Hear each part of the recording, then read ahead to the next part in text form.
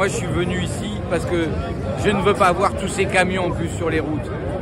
Le gouvernement, avec sa politique ferroviaire de privatisation outrance, d'ouverture à la concurrence et de sabordement du fret ferroviaire, on a subi déjà X plans de remaniement du fret qui à chaque fois ont fermé des embranchements particuliers, fermé des triages.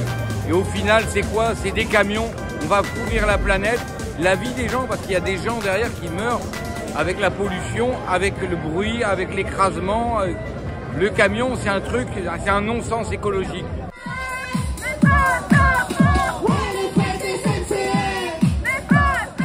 On dénonce aussi toute la politique du groupe SNCF qui a parfaitement su faire décroître lui-même l'activité du fret tout en montant en parallèle une filiale qui s'appelle Géodis et qui fait du transport de marchandises par camion et sur la route.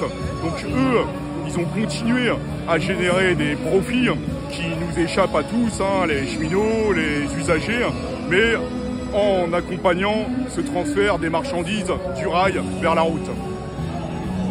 Et moi je suis à la manif aujourd'hui pour défendre le fret ferroviaire français parce que c'est hyper important d'avoir un mode de transport écologique pour nos marchandises. On a de la chance d'avoir du fret ferroviaire en France, d'avoir un réseau qui marche et donc ça serait une énorme erreur que de liquider. Le gouvernement est en train de faire ça en soum-soum et là on est là pour le crier très très fort et que ça n'arrive pas. Là où je bosse, sur la ligne H, il y a bientôt une ouverture à la concurrence qui est prévue. Ces attaques-là, c'est des attaques en premier lieu contre les cheminots, contre nos conditions de travail, contre nos salaires.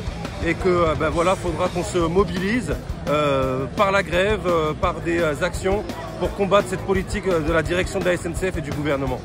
On voit bien que le gouvernement et les gouvernements successifs, ils n'ont eu cesse de détruire la SNCF. Macron, quand il est arrivé dès 2018, ça a été le pacte ferroviaire.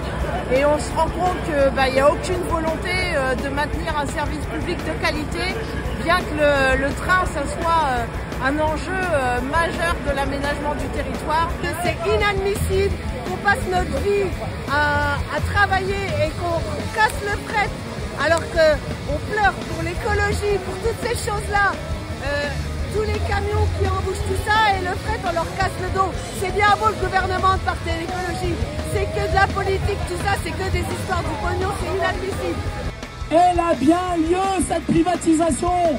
Parce que quand vous basculez dans une boîte privée, vous êtes plus à la SNCF.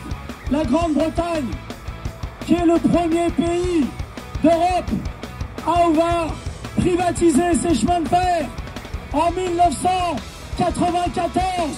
C'est-à-dire il y a 30 ans, s'apprête, si les travaillistes arrivent au pouvoir, ce qui a priori devrait être le cas selon les sondages, à faire quoi?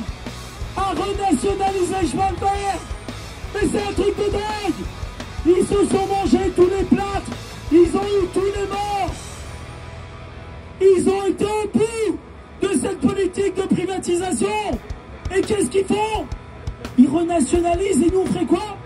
On ferait le chemin inverse.